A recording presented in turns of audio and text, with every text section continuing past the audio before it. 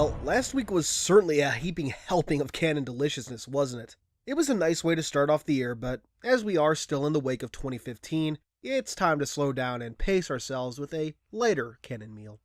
This week's Canon Fodder starts out with an examination of a particularly interesting moment in Halo 3, a moment many fans are probably very familiar with, the Brute Chieftain at the end of the 6th level, the Ark.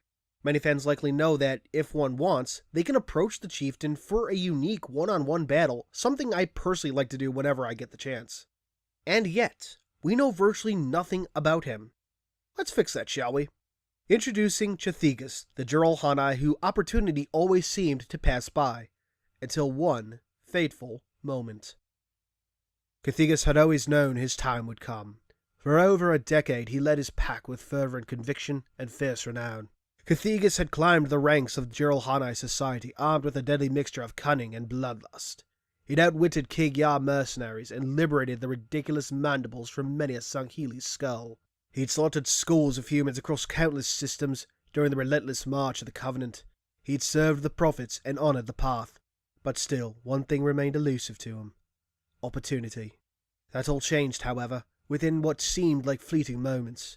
Tartarus, the self-proclaimed turned prophet-ordained chieftain of the Brutes, had fallen in battle, cut down by the traitorous Sangheli Arbiter and the indefatigable human demon at the site of the Sacred Ring.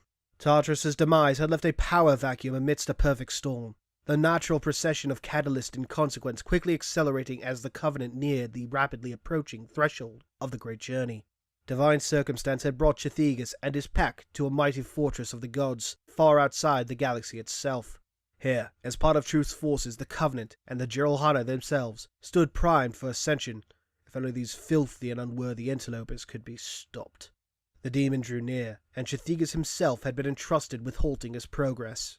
As Cathegus saw the demon emerge from the chamber hallway, he almost felt relieved that his formidable stalkers had failed to quell the human's progress just moments earlier.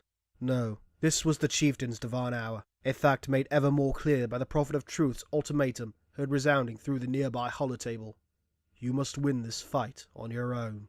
Surrounded by his loyal flight fighters, Cathegus drew fortitude from their frenzy and activated his holy hammer. To take Tartarus' place at the right hand of Truth, he needed only to do one thing. Finish this fight. ETA damn quick! Stand by for pickup! Well, damn, Grim, that was one epic description of what can often be seen as such a fleeting moment in the game. And yet, it's one that's fondly remembered by many. And God, in light of all that, it's kind of tragic. It really put a whole new light on that situation as I replayed that section for the gameplay footage.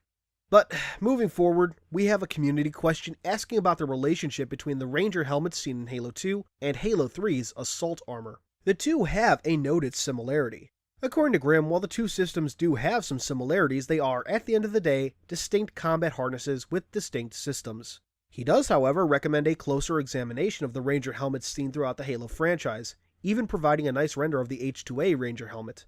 Indeed, looking at these helmets side by side, you can see a sort of design progression and the similarities between the variants, especially the one in H2A and Halo Reach.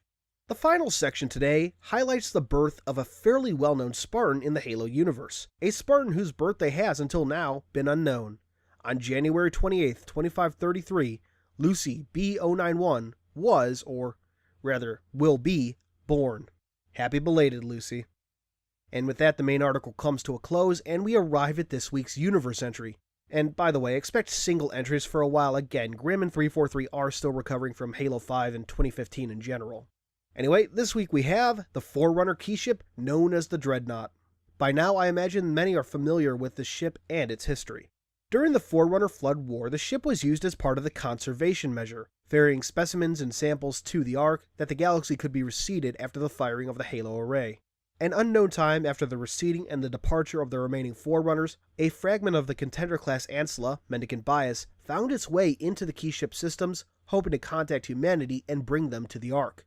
Unfortunately, it crashed on Janjur Quom, homeworld of the San Shayum.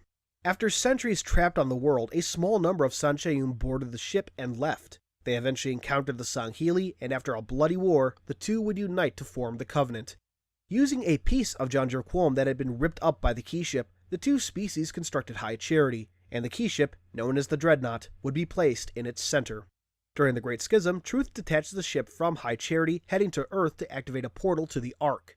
In December of 2552, the Dreadnought finally arrived back at the Ark after untold centuries away, and the fragment of mendicant bias that it held reunited with the rest of himself. Though humanity was able to establish a base on the Ark in 2555, the status of the Dreadnought remains unknown. For now. And that does it for this week's Canon Fodder. Light to be sure, but still very sweet, especially with the background on Shathegas. Thanks for watching, and until next time, this has been Halo Canon. Hey guys,